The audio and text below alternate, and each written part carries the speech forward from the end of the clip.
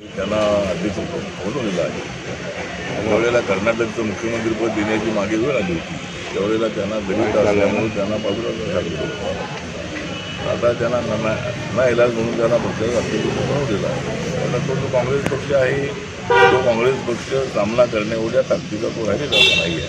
तरी ठीक आहे, काँग्रेस पक्षामध्ये अनेक लोक जे आहेत अनेक लोक मार्गदर्शक आहेत आणि नरेंद्र मोदींचं नेतृत्व हे सर्व समावेशक आहे. नरेंद्र मोदींचं नेतृत्व हे सर्व जाती धर्मांना घेऊन राहत आहे आणि विकासाच्या दिशेनं ते पुढे चाललेले आहे. जगभरामध्ये त्यांचं नाव आहे. अशा परिस्थितीमध्ये आपण माननीय मोदीजींना साथ दिली पाहिजे अशी भावना अनेक पक्षाच्या कार्यकर्त्यांची आहे. त्याप्रमाणेच अशोक चव्हाण यांना वाटलं की अशा वेळेला आपण BJP-सोबत जाणं अत्यंत आवश्यक आहे, मोदींच्यासोबत जाणं अत्यंत आवश्यक आहे. त्यामुळे ते योग्य वेळेला पक्षात BJP-मध्ये आलेले आहेत आणि त्यांना चांगली संधी मिळालेली आहे. त्यामुळे आमचा सामना एकट्या काँग्रेससोबत नाही.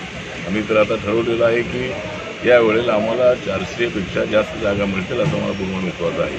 आणि काँग्रेस ही 40 जागाही काँग्रेसला मिळणार नाही आहे. इकडे ममता बॅनर्जी यांनी स्वतंत्र जागा लढवण्याचं जाहीर केलेलं आहे. दुसरीकडे अरविंद केजरीवाल यांनीसुद्धा पंजाब दिल्लीमध्ये स्वतःच्या बळावर लढण्याचं ठरवलेलं आहे. त्यामुळं इंडियामध्ये आता काही दम राहिलेला नाही आहे.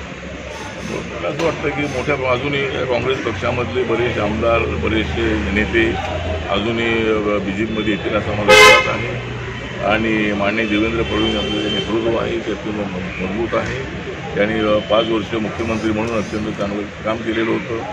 आता डेप्युटी CM म्हणून त्यांचं काम अत्यंत चांगलं आहे आणि त्यामुळं महाराष्ट्रातले अनेक लोक जे आहेत ते BJP-मध्ये येत आहेत. ती अत्यंत समाधानाची बाब आहे. त्यामुळं अशोक चव्हाण यांचं मी स्वागत केलेलं आहे.